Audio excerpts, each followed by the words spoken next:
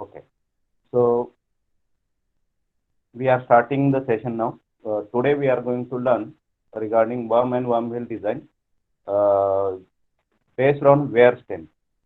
Till this moment, most of the designs we are done with bending stem.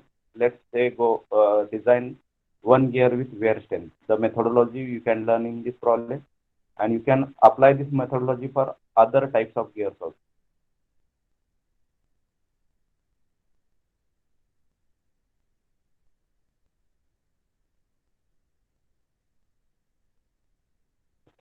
Okay, so we are starting with our problem statement first. Our problem statement, we are designing worm and worm wheel pair to drive the conveyor system. So the power required for a conveyor system, electric motor of 6 kilowatt is applied. Worm speed is 960 rpm and velocity ratio is 28. So in this design, you have to identify the number of starts required for worm, number of teeth on the gear, select suitable material to find the axle module of the worm based on wear criteria. Say this is specifically mentioned. You should design your gear with respect to the wear criteria. If it is not mentioned, then we are designing always with bending. Okay. Then check the design for bending and dynamic load. We have to check the bending stresses, even surface stresses if required, and dynamic load. Also, we need to check the design for thermal conditions. Okay. So the given data, the Galti shape we have written 12, it is 6 kilowatt. So the power rating is 6 kilowatt here. Input speed that is 960 rpm. Now they have given velocity ratio, that is nothing but your transmission ratio in this case. So transmission ratio is 28. So with this content, we are going to design the worm and worm wheel. Let's go to the next slide. Okay. So as per our step number one, we are determining the stages, stage ratio, and number of teeth on the gear. Since it is worm and worm wheel design, mostly number of stages are either one or two. So since this can be used for higher velocity ratio, I am using number of stages as one, and velocity ratio is given, that is 28. So velocity ratio also can be written as n1 by n2. So n2 is unknown in this case. We can determine from this value of 28 here. Now, if you look at the diagram here, standard table, we don't have 28, but we have 30. You can see in the standard table.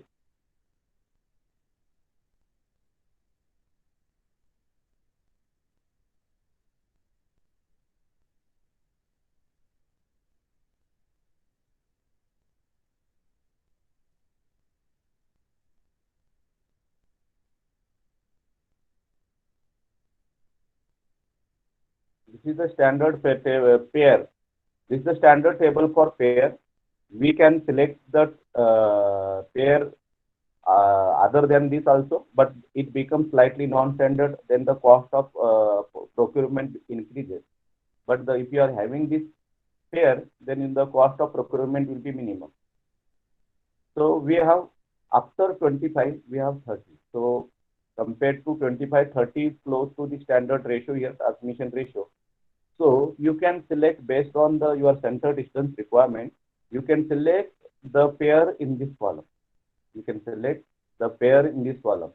Now, when we are going for higher standard ratio, means velocity ratio, then the number of starts, you can see here, number of starts are normally 1. Number of starts on worm are normally 1. If we go for lower strength, I mean lower transmission ratio, the number of starts can be very, very high. Means it can be one of the order of 8 or 10. So when we are selecting number of starts, it depends upon your transmission ratio. So for 28 or 30, if you see this table, everywhere it is mentioned 1, 1, 1, 1. So I am selecting number of start here as 1. We are selecting number of start here as 1. Then I required when you select transmission start as 1, I require 28, means I should have teeth equal to 28. Now if I see here, so there are only these two pairs are available. that is 130 10 by 8 and 130 10 by 10 or 130 10 by 16.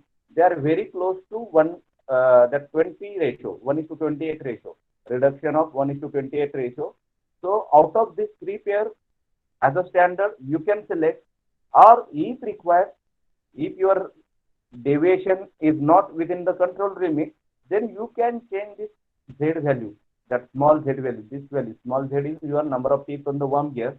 You can change this number of teeth as per the requirement, but it should not be changed drastically. There you have to follow a certain standard also. So you can select this pair, you can select this pair, and you can select this pair and try to take the design. But since we are designing, let's go from the basics. So I can have one start, and Z should be around 30 or 28. Let's take 30. Then what happens? Let's take in the design calculation. Okay. So I have taken 30 at this moment. So let's take the standard stage ratio as 30. So actual ratio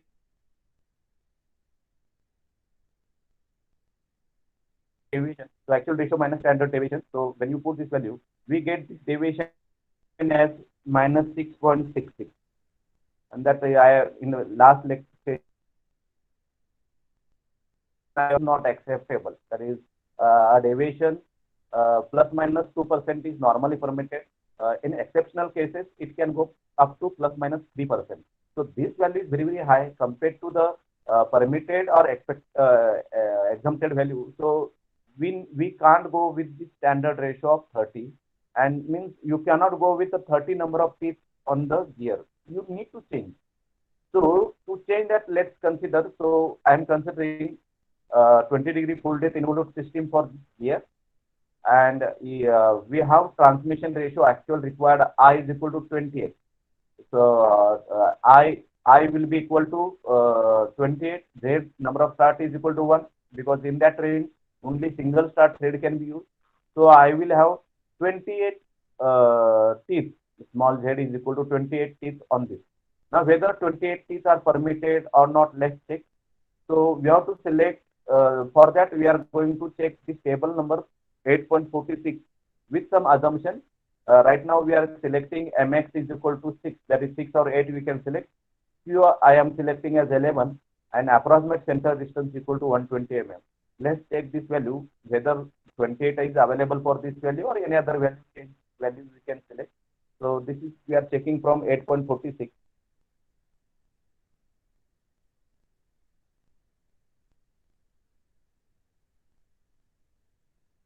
See, this is the page number 8.46. I am approximated 6 mm module, diameter factor 11. So with this diameter factor, so around 28, what is close? The 29 value. So what this selection of number of teeth on wheel Z is equal to the double star is mentioned. So what is that double star indicate? So there is a note for double star. So double star says you can vary the number of teeth by plus minus 2. So here the standard is 29, but you can change the standard value to plus 2 minus 2. Means you can go to 26, 27, 29 is already there. Means 28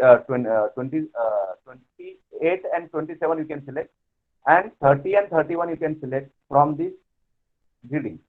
So since I want minimum speed deviation, I would have gone for 29, but still there will be deviation. I want zero speed deviation, so since it is permitting plus minus 2, so I can select 28 here. So we are selecting Z is equal to 28, so standard deviation will become 0%. Means your speed deviation will become 0%. So let's go to the, means we are taking this approximate value and we are designing now. Let's go to the design calculation. In this design calculation, so we are selecting 28 value, minus 1 we have taken there. So with this value, as I is equal to 28, output speed will be 34.28. 960 is given input RPM. I required, or I actually is 28.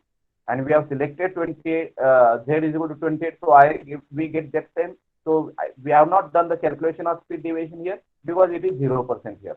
It is 0%. So it is accurately designed. So we are selecting 28 teeth on worm wheel here. We are selecting now 28 teeth on worm wheel. So we get the speed of this shaft as 34.28. So now we have finalized the number of teeth on worm. We start on worm, that is one answer is created. Number of teeth on the gear, that is also found out. Now let's go to the weaker element identification. So we are designing worm and worm gear. So normally worm and worm wheel design, worm is made up of steel material. So normally steel is a stronger material. Worm gear is made up of cast iron or bronze material. So worm gear is made up of either cast iron material grade 15 or grade 25 or bronze material. So steel casting or sand casting or centrifugal casting. So bronze material is normally weaker than steel material. So if you compare the strength of bronze and strength of steel, so it will not be strong, but it will be weaker. So worm wheel is weak since single tooth of worm gear is in contact with continuous thread of worm. Now here we have one single start thread and single teeth will be in contact. So worm wheel will be taking major load because the torque acting on that wheel will be very high compared to the torque on the worm. So considering that fact, the load acting on the tooth will be very high. So worm wheel will be weak. So to take the properties, so we are assuming now sliding velocity of around 3 meter per second, and we are identifying the sigma c and sigma p value. So for that we are referring table 32 and table 33. I will show the table 32 and 33.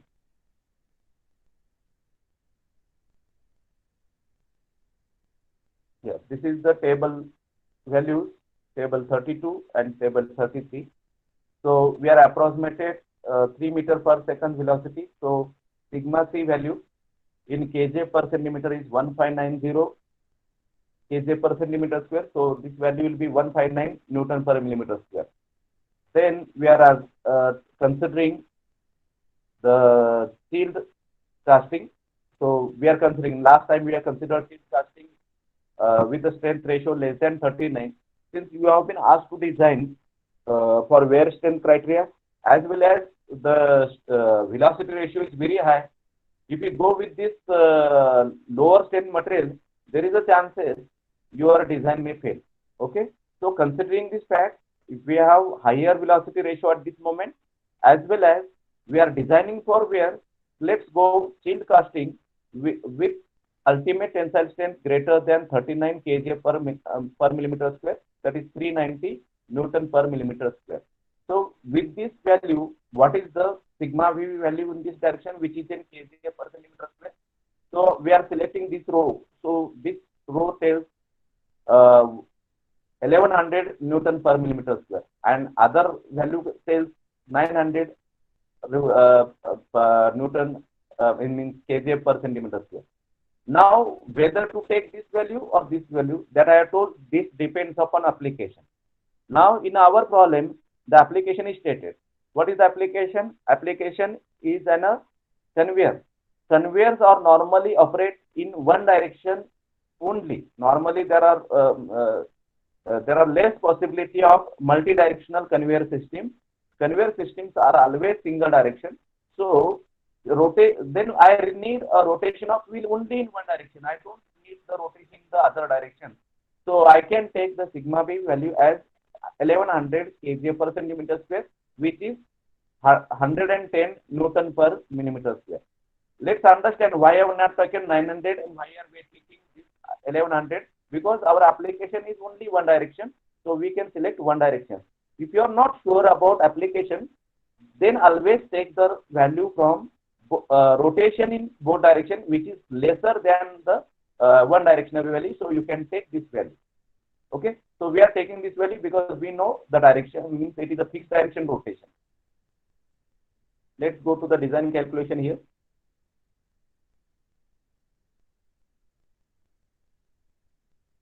So here we have selected the values of 159 Newton per millimeter square for considering 3 meter per second sliding velocity, and sigma b for chilled casting with rotation in a single direction and with ultimate tensile strength value greater than your 39 kJ per millimeter square. So we get that value as 110 Newton per millimeter square. Then we are calculating Lewis form factor.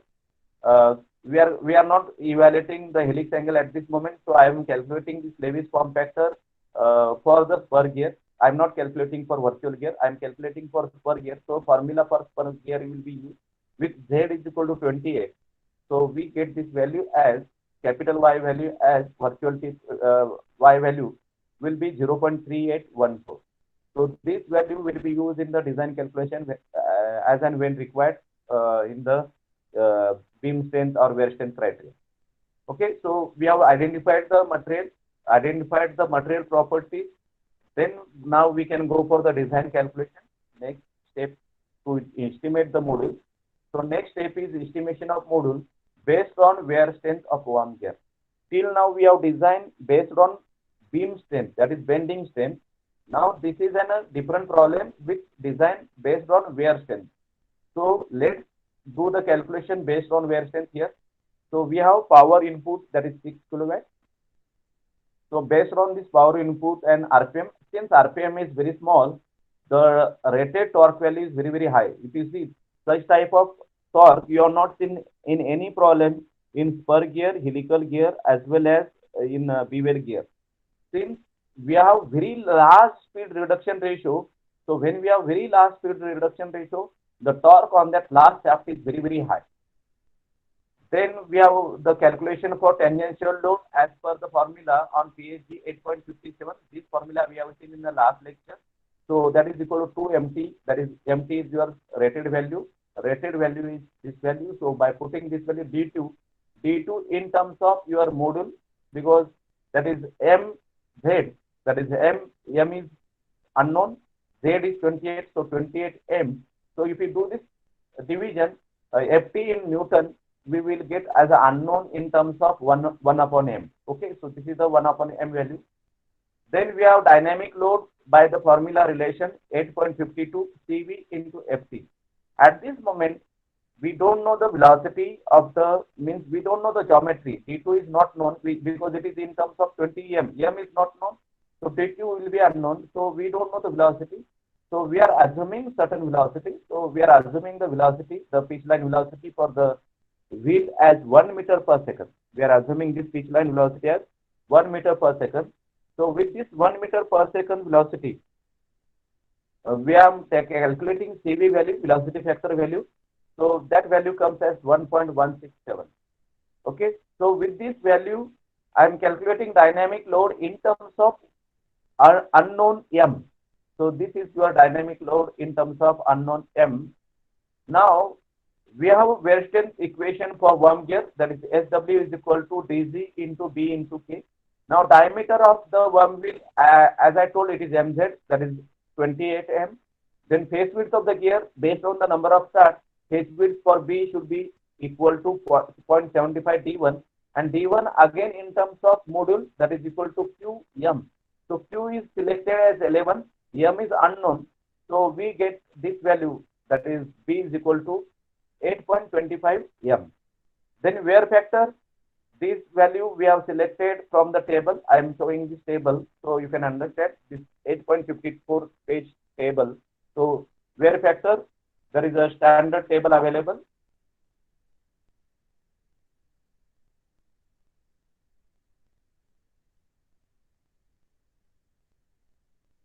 This is the 8.54 table, table number 43. Wear factor KW for worm gears in terms of kgf per centimeter square. We are considering worm, maybe it is hardened or normal steel worm with steel bronze. Our material is steel bronze. So 20-degree pressure angle, this value is 8.8 kgf per centimeter square. When you are writing in Newton, we have to divide by 10. So this value is taken. So let's go to the design calculation here again.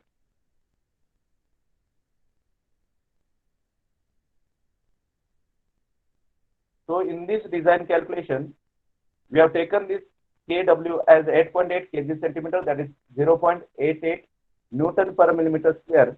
Now, when you put in this equation of SW, now there are the values of M. So there is a coefficient M here, there is a coefficient M here.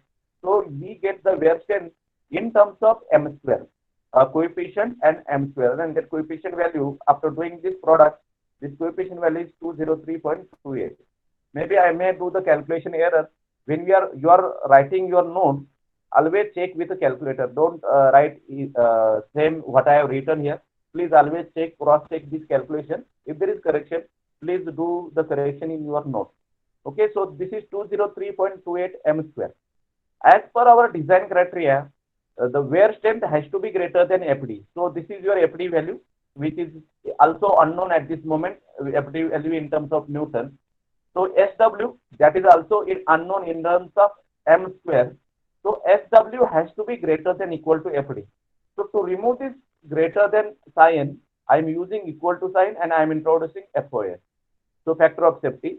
So minimum factor of safety for where we consider minimum 1.25 or 1.5. You can take this value up to 2 or 2.5 as per the requirement. So let's take this minimum factor of safety as 1.5. So by putting this value in this equation, SW value, FOS value, and FD value, and equal to sign, you can take equal to sign here. So we get this relation, and if you solve this relation, we get the axial module value as 10.09. So this is very close to the 10 mm. So there is no need to go for 11 or 12 mm because after 10 mm there is no 11 mm. There is a directly 12 mm. So unnecessarily we will increase the geometry to have compact size. 10.09 and 10 are very close. So we select 10 mm. Okay, I think you would have understood a stage of design of module or identification or calculation of module based on wear strength. The way we have done for beam strength, we can do it for wear strength. So this is the formula methodology you have to use for wear strength, because then only we can cross check the remaining parameters. Now there are chances this question may be asked for 10 marks, 12 marks, 15 marks, or 20 marks. Now I am explaining a process here is for 20 marks. Now sometimes you need to check contact stresses, sometimes you need not to check bending stresses. Since we have desired for where you have to check for bending. So next step, we are checking for bending stresses. Since we design for where, we are checking now bending stresses. So we are checking for bending stresses. So we need the geometry sizes for the gear. So as per the choice 1, we have 10 mm. So we have one diameter, that is mx into q, that is 10 into 11, that is 110 millimeters. Then we have one wheel diameter, that is mz, that is 10 into 28, that is 20 mm. Then face width, I have told that is 0.75 d1. So 0.75 d1 is 82.5. So we can select this value approximately as 85 mm. Then center distance, somewhere you may require for calculation by this formula, center distance with mx equal to 10 and x value, we are assuming approximately say 0.5 mm modification coefficient. Then this value comes out to be as 200 mm. So standard value. Then sliding velocity, we assumed was 3 meter per second. So sliding velocity with pi d1 n1 upon 60,000 cos gamma. Now this gamma value we have taken from table. I have explained in the last lecture. This table is available for number of start and Q value. Now here the number of start is 1 and Q value is 11. So you can see how this 5.19 has come in the table.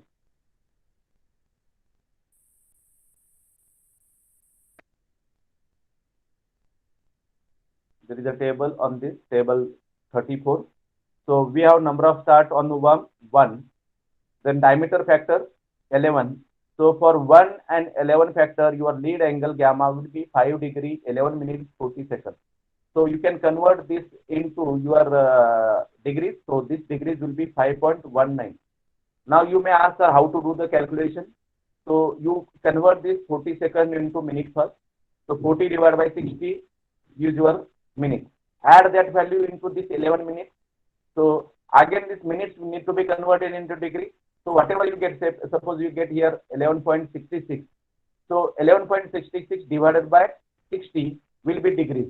So then 5 plus 11.66 divided by 60 becomes 5.19. That's why I have written gamma there as 5.19. Okay, let's go to the design calculation.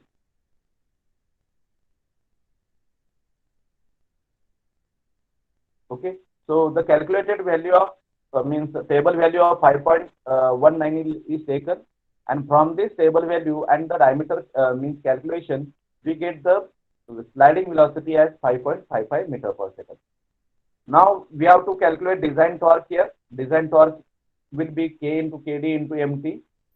Now K into KD we are taking approximately because it is mentioned maybe working for 12 hours or more. So let's take 1.5 from the table. So this value comes as 2507107 Newton millimeter. Now bending stress relation. Again, this relation is available on 8.44 page because there in that equation, this value is the design torque value. That's why we need to calculate design torque value. Suppose this value is without square bracket, then you can use the rated torque value there. So sigma B value, we have this formula is given in the table 8.44. You can check this table 8.44 also. Otherwise, you will confuse which table, which value we need to take. So 8.44 page. This is the table. Sigma B is equal to 1.9 design torque upon M cube M into Q into Z into capital Y should be less than design bending stress value. So this is the actual stress value and this is the design bending. So we are evaluating right this moment sigma B and comparing with design sigma B value. So let's go to the design calculation.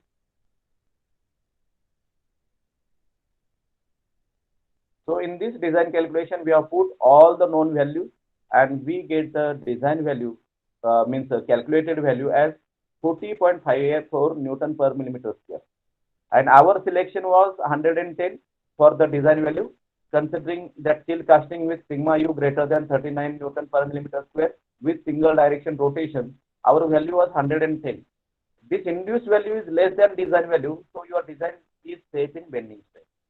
So this way you can demonstrate your design is safe in bending stress. Similarly, you can check the surface stress value also. Next, I have done the calculation for surface stress. Now, at this moment, for this problem, it is not required. But I am showing for your information how to check also sigma C if it is asked for 20 marks.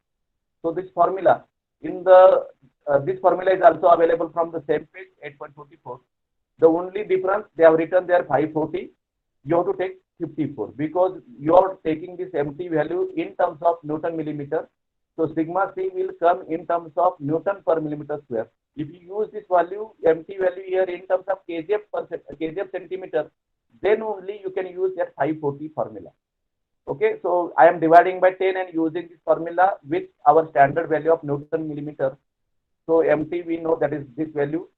This standard distance is already calculated, that was 200 mm. Then putting this value of Q, that is small z value as well as small q value, we get the contact stress or surface stress value as 79.28 Newton per millimeter square. Now, as per our assumption of 3 meter per second velocity, it was 159. Our velocity is increased, even that increased velocity, this value may reduce to 150 or 140, which is still safer than the induced value of 79.28. That's why we can write on a comment, sigma C in this case is less than the design stress value, so the design is safe in surface or contact stress. Okay, actually it is not asked in this problem, but you can do this calculation if it is asked for 20 marks. Then we are going to check your dynamic load because it is asked. So you are checking the beam strength first. So you are evaluating beam strength based on your considering this gear as per gear. We have MB sigma B Y value. Here means I have written गलती से 11 लिखा है. So M is 10 here actually. B we have known that is calculated 85. Then sigma B was, this is the, see we can say this is a square bracket. So sigma B here is a design value, that is 110, and Y value is 0.3814. So this value will come something now it will be less than 39. If I use the actually if you have गलती से लिखा है या design में calculation में suppose मैंने 10 लिया है तो then this value will be correct. Suppose calculation may be 11 diya, then this value will be wrong. You can correct this value, and this value may come in the range from say 37 or 39 kilonewton. Okay. Now this is your maximum beam strength available here. So you can calculate your pitch line velocity for the gear. Pitch line velocity for the gear is now actually, we assumed it was 1 meter per second, but actually it is now 0.5 meter per second. 0.5 meter per second. So with this 0.5 meter per second, then my CV value will change. Earlier CV value was 1.16. Now my CV value is decreased, so it has come down to 1.08. Then my FT value, since I know now diameter, earlier I was not knowing diameter, so I can now evaluate the actual tangential load. So my actual tangential load with respect to D2 value of 280 mm, the actual tangential load is 11.93 kilonewton. It's very high value that I have said. Worm gears are subjected to very large amount of tangential load because there is very high velocity ratio, and it is very, that's why worm gear is always a critical element because of this high value of tangential load. Then we can write down FD is equal to CV into FT. So FD into this CV value and this FT value, we get dynamic load as 12.92. Even though my calculation is wrong here with 11 module, we can say you can correct this value with the 10 module. So with that 10 module value, also this value will be in the range of 36 kilonewton. And this dynamic load is only 12 kilonewton. So from this relation, we can conclude my SB is far greater than the FD value here. Beam strength is greater than the dynamic load. So the design is safe in dynamic load. So we can check beam strength. So beam strength, there is no problem. Your design is safe. Similarly, you can check the dynamic load and compare with wear strength also. Even though we are designed for wear strength, we can check also. So this is the additional calculation I have done. It is not necessary to do, but always it is always better to cross check the design. So we have done SW is equal to FD into DC into DK. So in the earlier these were unknown. Now these are the known values. So we know the diameter here. This is galti se likha hai. Please check the correction. Diameter here is 280 mm. B here is 85 mm, and K here is 0.88. So doing this calculation, we get SW is equal to 20.94. 20.94 kilonewton. Now also you can check this FD value was something 12 kilonewton, and now SW value is 20 kilonewton. So since SW is greater than FD, that is FD less than SW, the design is safe in wear. So this way you can demonstrate your design is safe in wear, safe in beam strength. So your design is safe. Now up till now there is no problem. Now let's check whether your design is safe in thermal consideration or not. So you need to, next slide, we are checking for design of your gear for thermal consideration. So we are doing now here, next step, we are doing the heat transfer analysis. So let's evaluate the heat generated. Now heat generated formula is 1000 into 1 minus efficiency into power into kilowatt. So in this formula, we required the value of efficiency, which is tan gamma upon tan gamma plus rho. Gamma value, table value we have got, but we don't know the rho value. So to get the value of rho, again we have to go to the PSG 8.49 page chart, and there from that we can get the similar value. Since your sliding velocity, when it is greater than 3 or 4 meter per second, there is no much change in the coefficient of friction. If your sliding velocities are lesser, then this coefficient of friction varies drastically. For higher values of sliding velocities greater than 3 meters per second, coefficient of friction remains constant. So that's why I am showing it. So you can see that chart also on 8.49 page.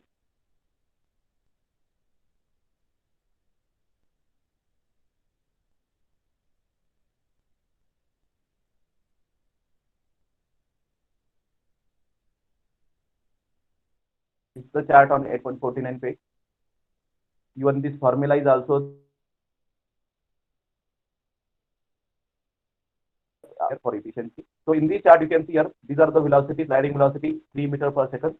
And in our design calculation at this moment, the sliding velocities are, since velocity ratio, when the velocity ratio is very high, sliding velocity will be greater than 3 or 4 meter per second. So when your velocity is greater than 3 meter per second, this graph is almost horizontal. This graph is almost horizontal. So this value, coefficient value, that coefficient of friction value will not change much. So that's why I have taken this value as 0.032. Okay, understood? So let's go to the design calculation again. So in this design calculation, by taking this value as 0.32, we have found out the, just 1 minute. We have found out your friction angle rho is equal to 1.83. Now, if you see the gamma is 5 and rho is 1.83, so the effect of this rho value will be greater on the efficiency. See now the efficiency, the calculation of efficiency here. Now this efficiency shows the efficiency is very, very poor for this velocity ratio. As your velocity ratio increases, there will be drastic change in the efficiency of your worm and work field. In the last session, we have done the calculation with a velocity ratio of, I think, 19.2 was the velocity ratio, 19, we have done taken 19, and there the efficiency was around 85%. Now see, you have taken velocity ratio of 28, now the velocity efficiency has dropped from 85% to 73%. So with this, we can calculate heat generated in watt. So heat generated in watt is equal to, with 6 kilowatt input power, that is equal to 1578 watt. So that this much of amount of energy or power is wasted in heat, which is heat generated. Now this is the heat generated. Now your design will be covered under a box or it will be open to the atmosphere. So there will be heat dissipation to the surrounding. So heat dissipation depends upon heat transfer analysis. So for heat dissipation, I am writing SCR into area into delta T, where SCR is your heat transfer coefficient, A is your approximate area of gearbox, and delta T is the permissible or maximum temperature rise or actual temperature rise in the lubricant. If you are using lubricant, so what is the delta T value for the lubricant there? So approximate area of gearbox, this formula is available on your PhD data book, 8.52 page. So you can refer 8.52 or 8.53 page. So there you get this area. This area you will get initially in centimeter square and you can convert it into meter square afterwards. Okay. So we have area A here is 200 mm. So 200 mm means 20 centimeters. So 20 into 1.7. So we get this value in centimeter square. Then we convert into meter square by multiplying by 10 raised to minus 4. Now we are considering here again natural convection. You can use forced convection. Then you have to put fan or blower on that nearer to that device. So considering natural convection, we can have SCR 1 to 20. Normally you can select this value between 10 to 15. So I can take this value as 15 watt per meter square. Considering steady state condition, this value of Hg should be equal to this HD. So, and rewriting this equation, this is the equation, long equation here. You can rewrite the equation to unknown value of delta T. So delta T will be equal to this. This value you have already validated, that is 1578 here, 1578.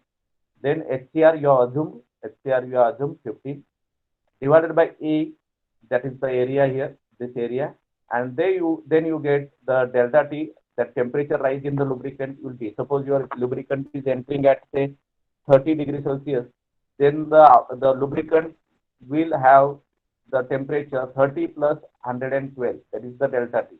So delta T here is 112.9 degrees Celsius.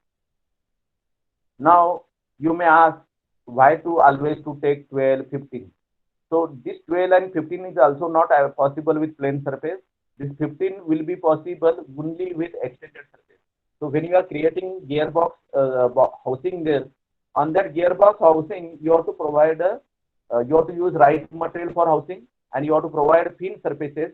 The way the fins are mounted on your engine, you need to have fins mounted on the gearbox. So sometimes you will find some of the gearboxes with fins.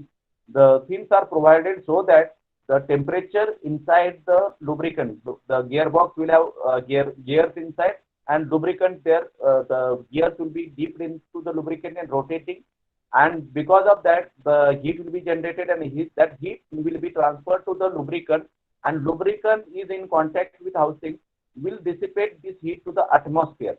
Now if the surface, outside surface is not thin, then you will not get H is equal to 15. Please remember, under natural condition. To get, then that this value will be only 2, 3 or 5, maximum 5 value will get. To get the value of 15 watt per meter square as a heat transfer coefficient, you need to provide a fins on the external surfaces. So you are learn heat transfer in third year, and in that you are learn the analysis of heat transfer with the fins. So this value is possible only with fins under natural convection. Okay. So then we get this value of delta T 112, and as per the permitted temperature change, lubricant can be used with temperature change up to 80 to 120 depending upon the type of lubricant and their properties. So even though temperature is raised to 120, the viscosity of the lubricant will not much change. As if you have then this 150 or 200 degrees Celsius temperature change, then your lubricant will lose the property, and there is a possibility the lubricants also are similar to the oil, and then there is a chances your lubricant may flash, and there may be fire may happen. So the temperature should be within the control. Temperature should be within the control. So from this we can see 112 permitted range is 80 to 120. So we are within the control. So our design is safe from the heat transfer analysis. Means whatever we have designed, it will dissipate the heat properly, and steady state will be reached. And under steady state, you will find the temperature difference of 112 degrees Celsius. Okay. Then I am now summarizing my design in the next slide. So now I am summarizing. We have axial pitch value and axial module value. So my summarized design, I have this pair now, which is not from that standard table. There is a change in the standard table. Standard table value of 1 is there, but standard pitch value is not there, because in that standard pitch value there was 30 and 31. If I select the 30 and 31, my velocity ratio is drastically changing, and we are not getting the. So I am selecting a new Z value, that is 28. This value is standard. 11 is possible to select from that standard. Then MX, this is standard value of 10. So I will have pair of 1 by 28 by 11 by 10.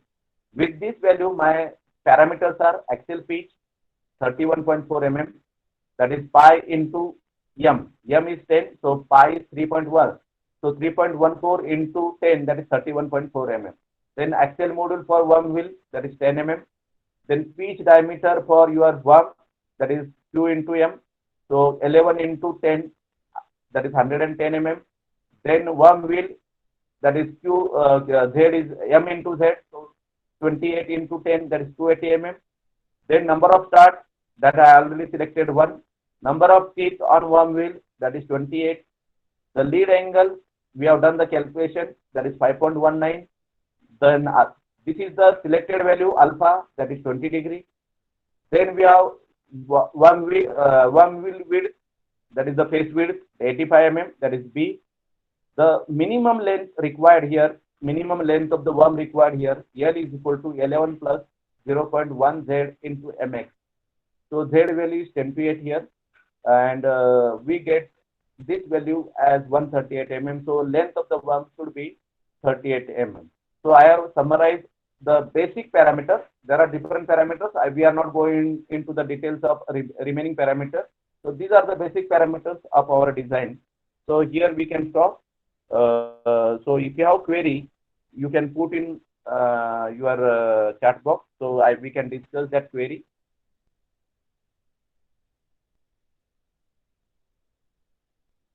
You can put in the chat box here.